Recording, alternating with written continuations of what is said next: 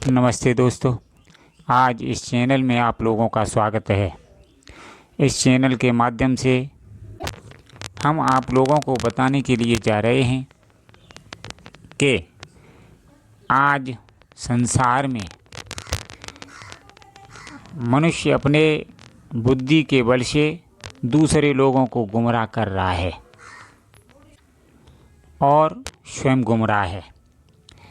देखिए, आज के समय में थोड़ा सा ज्ञान प्राप्त करके मनुष्य दूसरों के अंदर भय बैठाल देता है, दूसरे को मूर्ख बना देता है। लेकिन अध्यात्म की परिभाषा के अनुसार, परमात्मा की सत्य परिभाषा के अनुसार ये स्पष्ट सिद्धांत है कि यदि कोई किसी को गुमराह बनाता है तो बड़ा ही पाप का भागी बनता है। देखिए, इस संसार में जब तक मनुष्य को सत्य ज्ञान प्राप्त नहीं होता है, जैसे कि हमारे कबीरदास प्रभु पर था और तुलसीदास महाराज पर था, तो समझने की बात है कि अब वो ज्ञान आज के समय में नहीं है। आज के समय में ज्ञान है, वो भी किसी किसी पुरुष के पास है। जो इस ज्ञान पर चल जाता है वो इंसान पूजनीय बन जाता है, समस्त श्रेष्ठ का सिरमौर बन जाता है। तो मतलब हम आप लोगों को ये समझाने के लिए जा रहे हैं कि हमारे सदग्रंथों ने, शास्त्रों ने, पुराणों ने, संत भगवानों ने ये स्पष्ट बताया है कि मनुष्य शरीर के अंदर परमात्मा विराजमान है। जो कोई भी मनुष्य सच्ची युक्ति से, सच्चे ज्ञान की सहायता से, गुरु की सहायता से जो उस ज्ञान को समझ लेता है, जो उस आत्मा विराजमान आत्मशक्ति को समझ लेता है, वो सर्वोपरि हो जाता है। वो गुमराह नहीं होता है, न किसी को गुमराह करता है। इसलिए हम आप लोगों को ये बताने के लिए जा रहे हैं, यदि कोई हमारी वीडियो सुन रहा है और किसी को गुमराह कर रहा है तो कृपया करके ये पाप करना बंद कर दें। पहले अपना गुमराहपन दूर करें, क्योंकि आज संसार में प्रत्येक मनुष्य गुमराह है और दूसरों को गुमराह कर रहा है। अब सत्य ज्ञान क्या है? सत्य ज्ञान में आप लोगों को बताने के लिए जा रहे हैं जो ज्ञान जीवन बदल दे, अर्थात जो हमारे कबीरदास प्रभु के पास था। लेकिन हम इसकी और वीडियोस डालेंगे, उसमें आपको समझाएंगे ज्ञान के बारे में। लेकिन यहाँ में यही बताने के लिए जा रहे हैं कि सत्य ज्ञान, अर्थात जो इस सृष्टि का सत्य ज्ञान है, जो हमारे कबीरदास प्रभु पर था, बड़े बड़े संतों पर था, वो यदि ज्ञान मनुष्य को मिलता है, पहले भी था, अब भी है, भविष्य में भी रहेगा। वो यदि ज्ञान जिस मनुष्य को मिल जाता है उसका जीवन परिवर्तित होता है। उसके अलावा यदि वो ज्ञान सच्चा ज्ञान प्राप्त नहीं हुआ तो जीवन गुमराह होकर बर्बाद हो जाता है। इसलिए आज संसार में सारे लोग गुमराह हैं। देखिए, एक दूसरे पर दिक्कत परेशानियां तो आती हैं, क्योंकि मनुष्य का जो शरीर है ये पिछले जन्मों के प्रारब्ध कर्मों और संचित कर्मों के अनुसार बना हुआ है। मतलब कर्मों के अनुसार बना हुआ है। अच्छे भी कर्म हैं और गलत भी कर्म हैं। जब अच्छे कर्म होते हैं तो मनुष्य को सुख प्राप्त होता है, सभी काम बन जाते हैं। जब गलत कर्म प्रारंभ होते हैं तो वही मनुष्य एक दिन में, एक रात में ही सारा धनमाल उसका लुट जाता है और दुखी हो जाता है। तो ये सब कर्मों के अधीन है। अब आज का मनुष्य सोच रहा है कि मैं अपने जीवन को सुधारने के लिए, धन दौलत कमाने के लिए, अपना भाग्य खुलवाने के लिए दूसरे लोगों के पास दौड़ता है। भाग्य की परिभाषा क्या है? देखिए, भाग्य होगा सो होगा। भाग्य को ही कर्म कहते हैं। मतलब जब तुम्हारा पिछला कर्म अच्छा जब प्रकट होता है इस समय, तो कहते हैं लोग ये भाग्य था। और भाई जब गलत कर्म, नकारात्मक कर्म, दुष्कर्म प्रारंभ होता है तो मनुष्य खाक मिट्टी में मिल जाता है, कहते हैं ये दुर्भाग्य था। तो भाग्य दुर्भाग्य ये कर्म के ही नाम हैं, इन्हें हम संस्कार कहते हैं।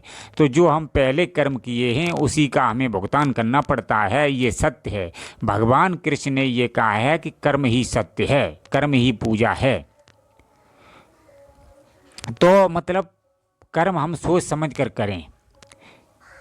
लेकिन आज मनुष्य जब थोड़ा सा दुख आ गया या कैसा भी दुख हुआ तो दूसरों के पास दौड़ने लगता है। लेकिन ध्यान रखना, थोड़े समय के लिए तुम्हें आराम भले ही मिल जाए, लेकिन ज़्यादा समय ये आराम नहीं मिलता है, क्योंकि एक बार परमात्मा क्षमा कर सकता है, सारी सृष्टि क्षमा कर सकती है, लेकिन आपके किए हुए गलत कर्म, गलत संस्कार आपको कभी माफ़ नहीं करते हैं। इसलिए हमारे संत भगवान ये चेताते हैं कि हे संसारी मनुष्य, तू जो कर्म कर रहा है उसे तुझे भुगतना ही पड़ेगा, और सो ही आज लोग भुगत रहे हैं।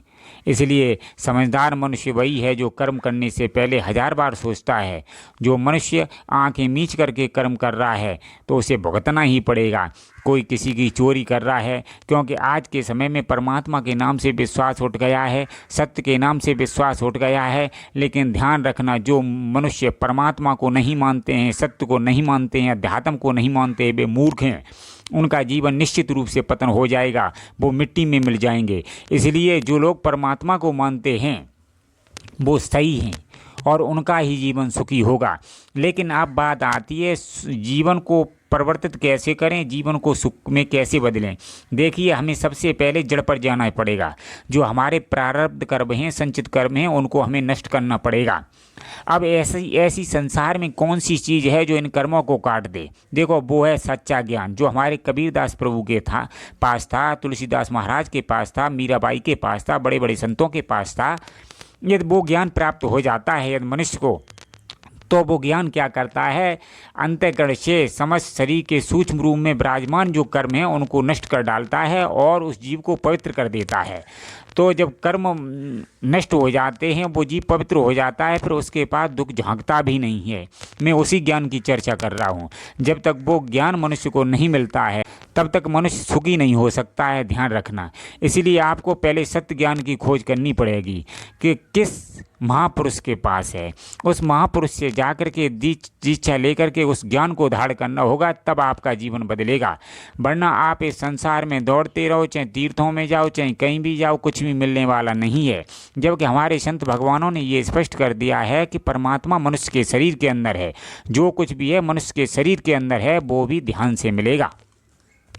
इसलिए आज के समय में लोग बिना गुरु के ही ध्यान करने लगते हैं। लेकिन ध्यान रखना, हमारी यदि वीडियो छोड़ रहे हो तो बिना गुरु के ध्यान न करें, कृपया करके आप झंग में फंस जाएंगे, झंझट में फंस जाएंगे। सबसे पहले गुरु बनाइए, उसके बाद ध्यान करिए। ये अच्छी बात है। जो किताबों में पढ़ करके या वीडियो सुन करके ध्यान करने लगते हैं उनका जीवन बर्बाद हो जाएगा, क्योंकि सूक्ष्म का सफ़र बहुत ही कठिन होता है। पल पर बहुत पग पर बहुत कठिनाइयाँ आती हैं। इसीलिए कृपया करके पहले किसी को गुरु बनाओ, उसके बाद सत्य ज्ञान प्राप्त करके इस ध्यान करना प्रारंभ करो। आप ऐसे ही कहे सुने में ध्यान करने लगे तो आपका जीवन बर्बाद हो जाएगा। इसलिए पहले किसी गुरु, सत्य गुरु को बनाओ, सतगुरु, उनको गुरु बनाओ और ज्ञान की खोज करो। ज्ञान प्राप्त करके ध्यान करो, उसके बाद जीवन परिवर्तित होगा। जब तक ये आप नहीं करोगे तब तक आप गुमराह रहोगे। ये संसार ऐसा ही गुमराह है। आज के समय में मनुष्य का परमात्मा के प्रति विश्वास हट गया है। जब लोगों का विश्वास हट गया है, इसलिए गलत कार्य कर रहे हैं।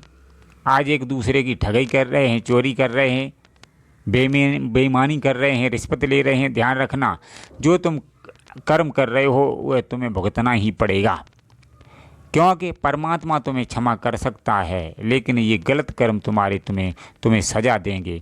इस जन्म में न दे पाए तो आगे देंगे, निश्चित रूप से देंगे, 100% देंगे। इसलिए कृपया करके हम तुम्हें सत्य का बखान कर रहा हूँ कि गलत कर्म न करें और शीघ्रता से शीघ्र अपने आप को अध्यात्म से जोड़ें, अन्यथा ये जीवन व्यर्थ चला जाएगा, अंत में आपको पछताना पड़ेगा।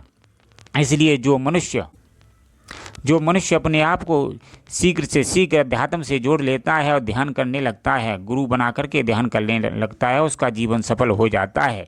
इसलिए इस संसार में वास्तविक सच्चाई से अवगत होना चाहते हो तो ध्यान, भजन, भक्ति करनी ही पड़ेगी, अध्यात्म से जुड़ना ही पड़ेगा। जो मनुष्य अपने आप को अध्यात्म से नहीं जोड़ेंगे उनका जीवन व्यर्थ चला जाएगा, क्योंकि मनुष्य सोचता है हम धन दौलत कमा के बच्चों का पालन पोषण करके सुखी हो जाएंगे। ये कदापि संभव नहीं है।